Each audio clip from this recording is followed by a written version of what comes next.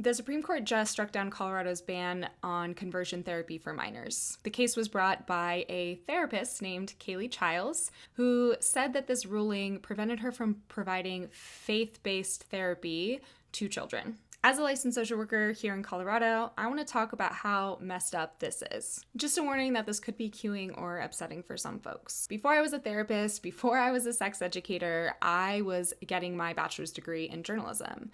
This was over 10 years ago. I was in Richmond, Virginia, and one of the places I was reporting for was a sister magazine. It was called Gay RVA and RVA Mag. I sat in on legislative sessions and I reported on bills that affected our community, specifically the queer and trans community in Richmond. In 2015, I followed a bill proposing a ban on conversion therapy for minors. I followed it through all of the different committees and subcommittees. I wrote a few stories on it, and unfortunately, I watched it die. But before that happened, I heard incredibly compelling, powerful, horrifying testimony from folks who had been forced to attend conversion therapy as minors. I will never forget the testimony of this one man who was forced to go to these conversion camps as a teenager. And part of that therapy was some random adult giving him Viagra and exposing him to pornography as a way to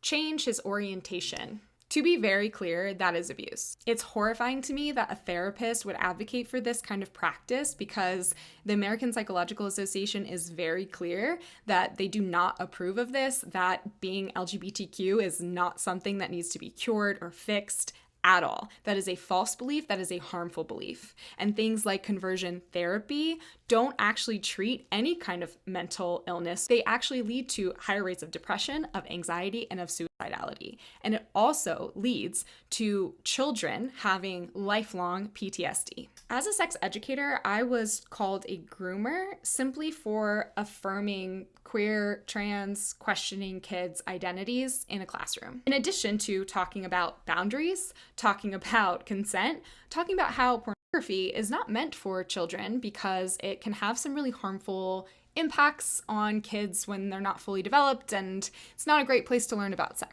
When you think of an adult giving a child Viagra and showing them pornography versus an adult affirming LGBTQ identities and talking about boundaries, which one sounds more like grooming to you? It's horrifying to me that the Supreme Court ruled in Chiles' favor and that any therapist would be advocating for these harmful, coercive practices.